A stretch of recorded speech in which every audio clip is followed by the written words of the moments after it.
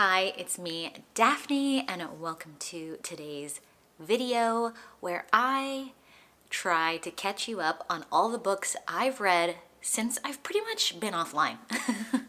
I've been online like sporadically, but I haven't done a wrap up since my May-June combined wrap up. So I owe you a fair bit of books, but honestly not that many because I haven't been reading a crazy amount. So from July to November, I've read 19 books. So the first book I'm going to talk about is Iron Gold by Pierce Brown. This is the fourth book in his Red Rising series. So Sam and I and kind of Eliza were doing a read along for that series because his final book was supposed to be coming out, and then it got kind of delayed, like his release, and then we felt less pressured to like read the series quickly, so we've kind of gone on a hiatus. I enjoyed the first trilogy of Red Rising. The first book was aight. The second book I really enjoyed, and the third book I found entertaining, if I remember correctly. But this fourth book starts with like a really big time jump, and there's a lot more POVs you get in this one, and I really struggled with this one.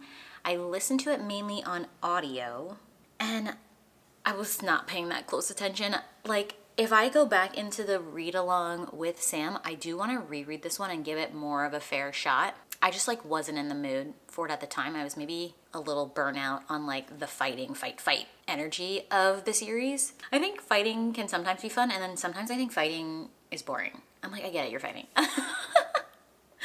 Like right now I'm watching this Last Samurai show on Netflix, and I think it's fun because it's like martial arts fighting, but like pow pow pow gun fighting, I'm just like, okay, I get it, it's guns. Like I don't really like John Wick.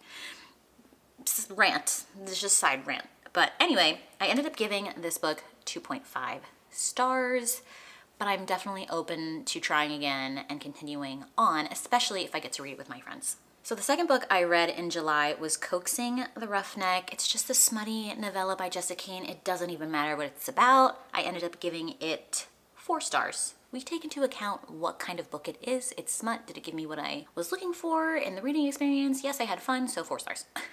Then I continued on my Mariana Zapata journey and picked up The Best Thing. It's a slow burn. It's about this woman named Lenny who works at a like martial arts gym. It's like her grandfather's gym, and she's kind of taken it over. She has a history with this man. I don't want to say too much because like the way the beginning is written, it's really trying to like make it mysterious, like why Lenny's mad at this guy that she has a history with. Like clearly they were together. It's a second chance romance. But you're like, why is she so mad? And she's just like, she's a little annoying. He's basically back in town after ghosting her for a while, and she'd been reaching out trying to like get in contact because they had like a really strong connection, and she didn't understand why he ghosted her, and it's their romance together. It was fine. I ended up rating it 3 stars, so it's like fine. Oh my god. The next thing I read was a webtoon called The Friend Complex. I read this on the Webtoons app, and it's like a college friends to lovers romance. It was cute. It's not conclusive, but I read like the first series, I guess, of it, or season of it, and hopefully another season will come out soon because I'm having fun with it. I rated this cute little webtoon 5 stars. I would definitely recommend it if you're looking for a new adult romance that's a bit spicy but not explicit because it's on Webtoons and they don't like do explicit stuff. I started reading another webtoon from that app that people are criticizing. They're like, this is such a spicy, it's so inappropriate, but like the webtoon didn't have any explicit content in it, but I found out if you read it on another website, then you get all the explicit stuff. It's called Tears on a Withered Flower, something like that, and it comes out weekly. I was keeping up with it for a while, and then as some of these kind of online mawa, whatever you call them, series go, it just like meanders and the plot like starts to lose focus, so I got kind of tired of the BS. So I haven't read it in a while, but maybe I'll pick it up again now that it's been a handful of weeks and I'll have a few chapters to read. I didn't count that on here because I didn't finish the season because it's kind of long and I don't know when it ends. The last book I read in July was The Answer Is No by Frederick Bachman. This was a short story by one of my favorite authors. I definitely need to read more of his works. I have a couple of his books on my shelves, but like I'm like nervous to pick them up. But this one was an easy read. This book is about Lucas, who lives alone in an apartment and he likes to keep to himself. He just wants to eat like his pad thai and like be left alone. But for some reason, everybody comes knocking on his door talking about this like garbage pile that's appeared in the apartment parking lot. It's like somebody like left like a pan on the side of the street and they're like, what is this pan doing here? We can't have this garbage here. And then like the pile just keeps getting bigger because like the housing association doesn't want to deal with it because of the morals of it. I don't know. It was very silly and strange, but he gets pulled into people's lives and starts to care, and it's cute in the Frederick Bachman classic way. I gave this short story 4 stars. Then we move into August, and the first 2 I read I'll mention briefly. They were just some smutty novellas. We have Do Me a Favor by Jessa Kane. Oh, this one was crazy. So we have like a young ballerina whose coach thinks she needs to like toughen up or something. So he sends her to his like deranged brother's basement home and is like, lose your virginity to this guy. It was very strange. And then they fall in love. And he's like an artist. But it was like a silly, fun Jessa Kane time. And I ended up giving it 2 stars. I don't remember hating it that much, but apparently I did. And then the next smutty novella I didn't like either, and it was called Up Wed. So I remember this one more from looking at the cover. Effie works for Guy, and they're traveling for work in Vegas. They wake up and they're in bed together in a hotel room, and it looks like they hooked up. They didn't go all the way, apparently, but they got married. And it's them kind of doing like a hangover moment where they're trying to like remember what happened, and they're like retracing their steps and like interviewing people to be like, did you see us last night? I didn't think like the romance was that good, and I don't think the smut was good either. So 2 stars. So the next book I read was another Mariana Zapata. This one was called Hands Down. In this we have Bianca and Zach. They were like childhood friends, so there is a large age gap. So Zach always saw her as like a little sister. He was into football. He ends up going pro. Like she's always had a crush on him. So he was like 20 something and she was like an older teenager. And that was like the last time they saw each other before they had like this mysterious like falling out where he just like stopped talking to her, which gets like revealed like what really happened in the story. Bianca has been kind of resentful towards him and she gets pulled back into his life against her will. And as soon as he sees her again, he's like, wait, don't I know you? Because she looks a bit different. Obviously she's older. She's had a bit of a glow up. He's like, oh my God, like it's so good to see you. Like I haven't seen you in so long. And she's confused why he's like happy to see her after he hasn't talked to her in years. And it's them like getting to know each other again and eventually falling in love. And I remember like liking this well enough. I ended up giving it 4 stars, which is a pretty solid rating. I think I really like the friends to lovers trope. Then I read The World We Make by N.K. Jemisin. I loved The City We Became. It's all about the boroughs of New York coming alive and fighting this like evil being that's trying to destroy their universe.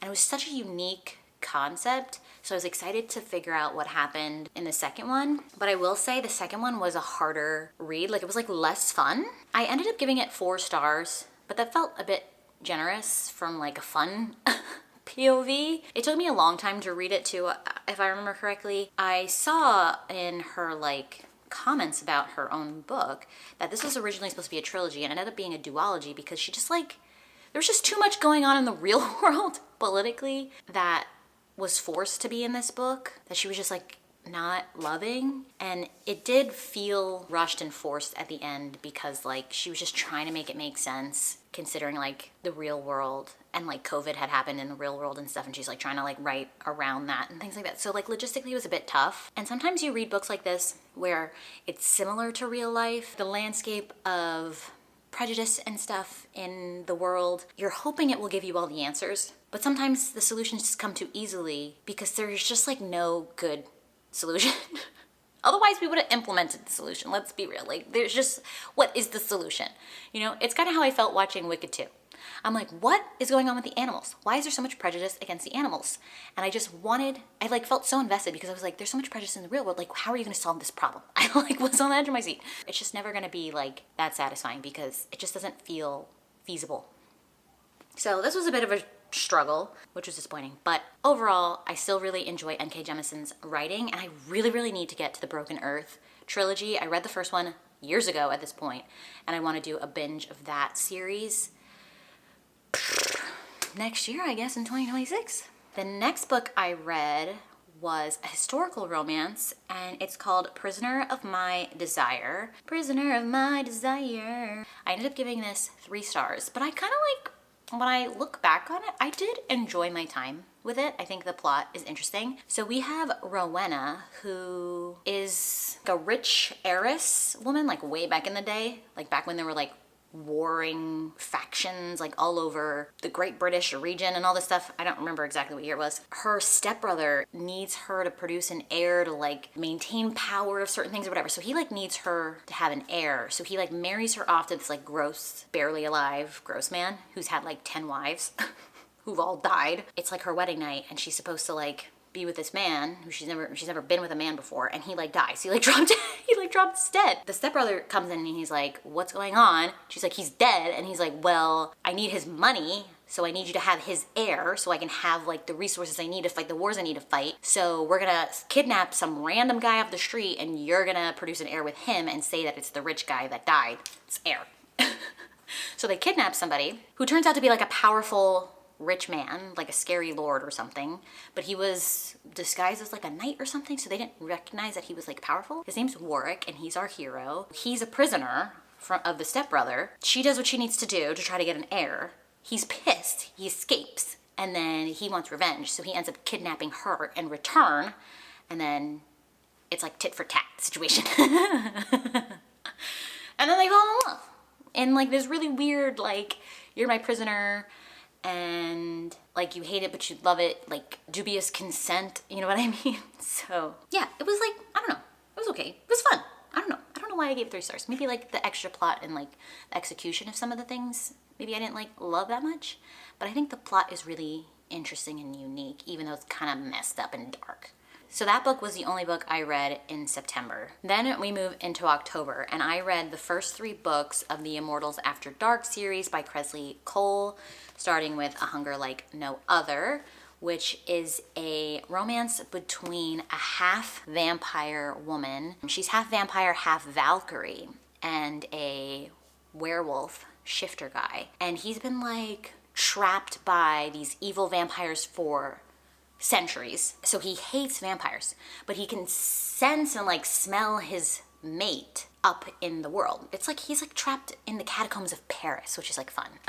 So because he's so motivated to like get to his mate, he like does some crazy things to escape, finds her, and then is kind of PO'd that she's a vampire, and it's their romance. It's a lot of like journeying too. They're like traveling. She's like, I don't want to be your mate. He's like, well, you're stuck with me until I at least get back to my home in Scotland or whatever. He's like, I need your help because I don't know modern time and all this stuff. So he like convinces her to like travel with him. He's really trying to like see if he wants to be with her, trying to win her over. At the same time, it's a little confusing. He's like, I hate vampires, but like actually I'm kind of into this. So yeah, I think this was my favorite of the series. I gave this one 4 stars. I had fun with it. Then we move on to the second one, which is No Rest for the Wicked. This one was between a vampire man and a Valkyrie woman. So we know her a bit from like the first woman's like coven or whatever. And she's cold-hearted. Like she has this like curse on her where she doesn't feel emotions. She's just like an emotionless super warrior. She like loves killing vampires because like her past with like evil vampires. Vampires do not have a good reputation in this world. And this man, Sebastian, was turned into a vampire against his will by his brother, and he's been like secluded in a castle. So she goes to like hunt him down because she's just doing her thing. She's like, I'm just gonna kill random vampires that I come across. She's like, oh, I heard there's a vampire over here, I'm gonna go kill him. He realizes she's his mate because all of a sudden like his heart starts beating. Like vampires don't have heartbeats until they meet their bride. She starts feeling things around him and she's like, wait a second, why am I feeling like lust and like excitement and like passion and like all these things? And she's confused because she hasn't felt feelings in like centuries because she's like thousands of years old. Also, there's like a competition that she's in that she does like every however many years they host it, like 10 years or whatever, or 50 years or 100 years they host this competition, and it's basically like the Amazing Race. So they're doing the Amazing Race kind of together. Like he's in it and he's helping her because he wants to spend time with her, but she's like, stay away from me, I don't want to feel things. And they're just doing this an Amazing Race thing, and I did not care about that. Like even a little bit. I found that kind of really distracting. I think the romance was fine, I guess. I ended up rating it 4 stars, but I was tolerating the Amazing Race thing. And then we move on to the third one that I read in the series, called Wicked Deeds on a Winter's Night. And this one is between a werewolf man and a witch. She's very young. Like most of the characters in the series are like hundreds of years old. The girl in the first book was young and she was 80 years old. People are like, oh my God, 80, you're like barely alive. She's like not even immortal yet because you don't hit immortality until you're like at your peak physical age. So she's like 22. So she's an infant. This werewolf guy thinks she might be his mate, but he's confused because he believes he's lost his mate centuries ago, like this other woman who tragically died. He joins the same fucking Amazing Race competition as the second one. So you're kind of like rehashing some of the events, which I really didn't like. He's like trying to win the prize so he can bring back his mate from the dead. And he's like, wait, why am I having these like instinctual feelings towards this young witch as if she's my mate when like I already have a mate? He's like, she's put a spell on me or something, and it's them like figuring their stuff out. I did not like this one as much. I was like so over this stupid Amazing Race thing. I gave this 3 stars. Also, I think the characters were really immature. I think their conversations were silly, and I don't know. I just did not feel the chemistry. I just thought they were stupid. But like not that bad because I gave it 3 stars, but like I just remember being frustrated with them. And I was like, you guys are being so dumb. So I was really on this paranormal kick in October. I felt like it was the perfect time to try to be in the like Halloween vibe. So I read 3 of that Amazon collection. I don't know what they call it. It included Hot for Slayer by Ali Hazelwood, Space Vampire by Ruby Dixon, and Beautiful Nightmare by Katie Roberts. I gave Hot for Slayer 3.5. I gave Space Vampire 3 stars, and I gave Beautiful Nightmare 4 stars. Hot for Slayer was like an amnesia romance where we have a vampire hunter woman and we have a vampire woman and a vampire hunter man, and they're centuries old because the vampire hunters are like also paranormal in their own right, and they've been playing this like cat and mouse game with each other for a while, and it's their romance. These are like short novellas. It was like fine. It takes place mostly in New York. Amnesia's a little silly, but whatever. Then Space Vampire, we have Ruby Dixon, who loves a good blue alien with a tail, considering her Ice Planet Barbarian series. So it's almost like they took the DNA of the Ice Planet Barbarian race and like genetically spliced it with a bunch of other things, like these mad scientist guys that like sell these like fighters or whatever. And they created this monster who has like this genetic flaw where he needs blood and he can't stand light very well. So he's basically a vampire, but he's like a blue alien and he's giant. We have this human woman. They're both on this space station type thing, and she's treated as a pet, basically like a little Pomeranian vibe for this scientist, and she's trapped there. The vampire like breaks free and wreaks havoc. So all of the aliens have abandoned ship and left her behind. And she wakes up and she's like, where's everybody? And it's their like silly short novella, steamy romance together. And then Beautiful Nightmare, I technically finished November 1st, but it was still like October vibes basically. That one was fun. I gave that one the highest score at 4 stars. It was like a sleep paralysis demon. So it gives very much Monsters Inc. vibe where she's supposed to haunt people at night to like eat their fear, but she's not very good at her job. The human she's supposed to be haunting is attracted to her, and it's their silly fun steamy romance together. Then for my IRL book club in November, we read Everyone in My Family Has Killed Someone. I picked this up a little while ago, so I was excited that it got recommended for book club because I'm like, I physically own that. I need to read my physical TBR. Perfect, let's do that for sure. This is like a meta vibe mystery novel where the main character is telling the story kind of in a reflective way, but he's also like a writer himself, and he's very passionate about mystery books and like following the formula of how mysteries work. And he's like, oh, on page this, this, and this, there's gonna be a murder, and this is gonna happen on this page. And like, it was very meta in that sense. So that was interesting. I ended up giving this book 3 stars. It was intriguing. Sometimes I felt like the way things were revealed or like twisted, I was kind of like, oh, that's a little silly. But you know, I guess it's fun, but also like, what? And I thought it would be a little bit darker than it was. I thought that people would be more evil than they ended up being, considering the title is Everyone Has Killed Someone. They're not like a family of serial killers, you know what I mean? So, 3 stars, happy I read it.